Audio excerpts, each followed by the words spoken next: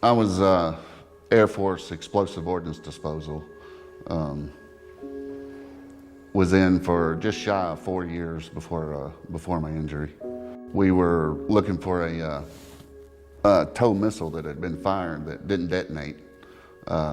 Somewhere in the desert, I couldn't tell you exactly where we were at, somewhere on the border of Iraq and Kuwait. As we were walking, it was me and 3 other airmen, there was an explosion, blew me a good 50, 60 feet away. When it happened, I had no idea if I was the only one that survived or anything, because I couldn't see anything, couldn't hear anything. All I had heard was a ringing. I rolled over. I knew instantly my left hand was gone because I was trying to use it to wipe the sand out of my face. As I had gotten myself rolled over, realized that my left foot was actually up at my head. It was actually still attached and inside of my pants. But I could tell, I just thought it was broken at that time. I didn't realize how significant my injuries were. The other airmen, they had sustained some injuries. 2 of them were burnt from the explosion. There was a captain that was with us. He didn't really get any injuries, and what was weird is he was the closest one to me. He was literally standing to my left, and he had gotten a scratch that looked like a check mark right between his eyes. But they came, ran over to me, tourniqueted my leg and my arm, picked me up, threw me in a Humvee, and we started back. When we drove out there, it was almost a 3-hour drive, driving to where we were. Coming back, I think they did it in about an hour. I don't know how fast they were going, but we were flying. I have a theory that it was an RPG just from my injuries and the other guys. The other guys were burnt. They didn't have any frag or anything, and that could have been from the rocket motor. And then from what they had said about my knee was it just had a hole blown through it. And from an angle, you could see it going through my knee and coming up and taking my hand off. And I didn't have, well, I had one piece of frag in my leg. It actually cut my femoral artery, but it was so hot it cauterized it from the explosion. So if it wasn't for that, I would have died. We made it back to an Army base called Camp Doha, just outside of Kuwait City. And they took me in there, and they couldn't really do anything for me. They, you know, if you had a broken bone, they could reset it and put a cast on it, but nothing as significant as what my injuries were. So they started calling hospitals in Kuwait City.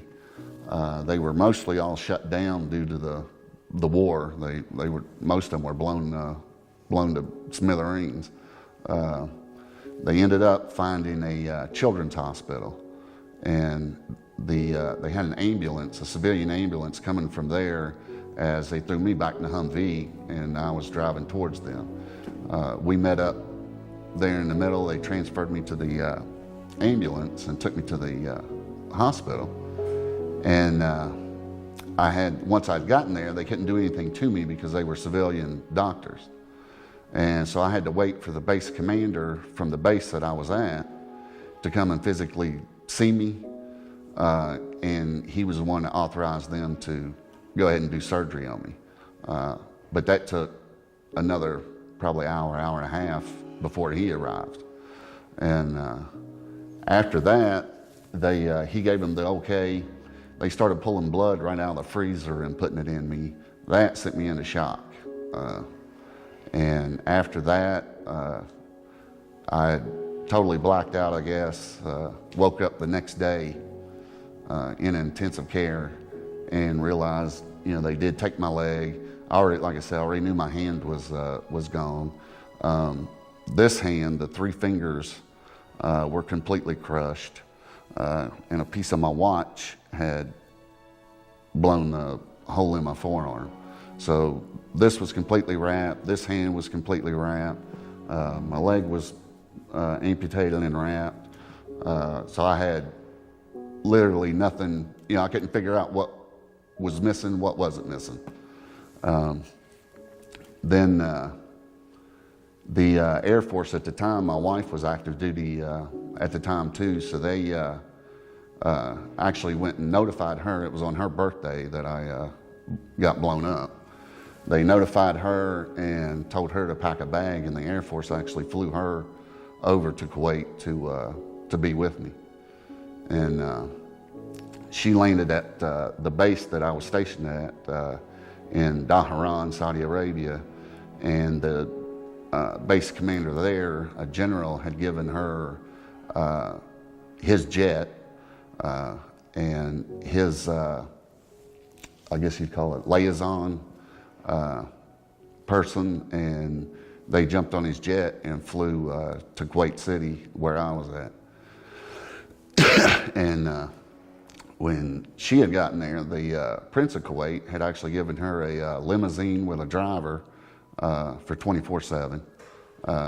Anywhere she went, he went, and he drove her everywhere where she wanted to go, whether it's to the hospital or to the hotel or whatever. But it was tough. It never really bothered me though. I knew, when you're disarming bombs, there's always that chance. And it never really bothered me because honestly, I figured if something did go wrong, you wouldn't know it anyway. You're here one second, gone the next, is how I looked at it. I was walking on the curb, fell off the curb, and I actually broke this leg. I didn't know it was broke at the time. It just hurt really, really bad. My wife had started looking, saying, well, you won't ride in a wheelchair. You're not going to use a cane. What about a service dog? And I said, sure, if you can find one. And she got on the internet and started looking, and actually came across Smoky Mountain Service Dog's website. And make it even better, they were just right down the road from us. And you could fill out the application right there online. So she filled it out for me and sent it off. And it was only, I believe, like 2 weeks later, Susie Kitchens had called and said, hey, we want to come out and do a home visit and bring a dog. And I was like, sure, it was fast. It wasn't like one of these waiting lists that, well, it's going to take a year or 2 years to get to you. And they immediately came right out, and they actually brought Lucy as the home visit dog. And they had gone through their, asking the questions and whatnot. And right from there, they had paired me up with Lucy, and the rest was history. You got to go through this little 2-week training course so you can learn the commands and be able to control the dog and all. And then they had the passing of the leash and hand the dog over to you. From the first week that I got her, I had fallen probably, I'd say on average, I would probably fall once every 3 months. Usually didn't do any damage or anything, except for the time that I did fall and break my leg. Me and my wife went to Knoxville to a furniture store shopping, and they had the floor was carpeted, but then they had a throw rug on top of it. And I was walking with her, and the toe of my prosthetic got caught underneath the throw rug. And I went to go take a step and thought that my leg was underneath of me, but it wasn't. And so I went to go put the weight on it, and there was nothing there. And she, from being able to have a hold of the handle, she had just locked up like a statue. I think she knew that I was gonna fall.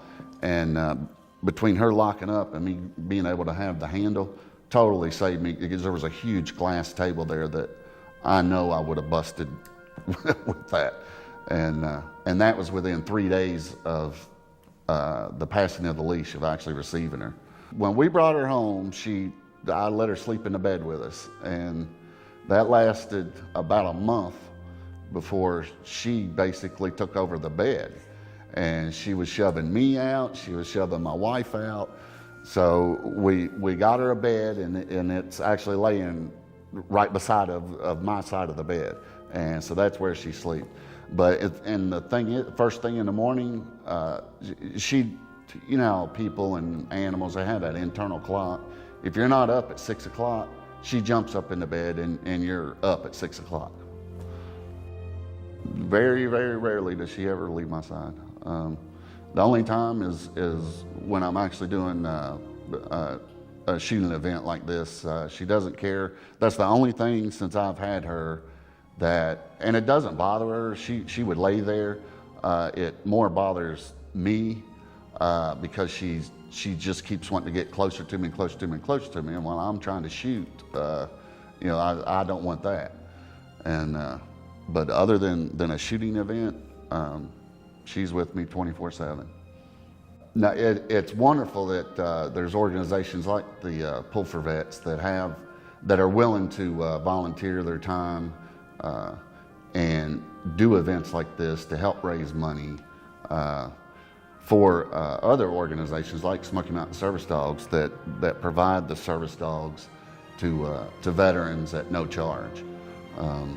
They're building a new facility for Smoky Mountain Service Dogs to be able to basically grow and get bigger and start supplying more service dogs to more veterans that are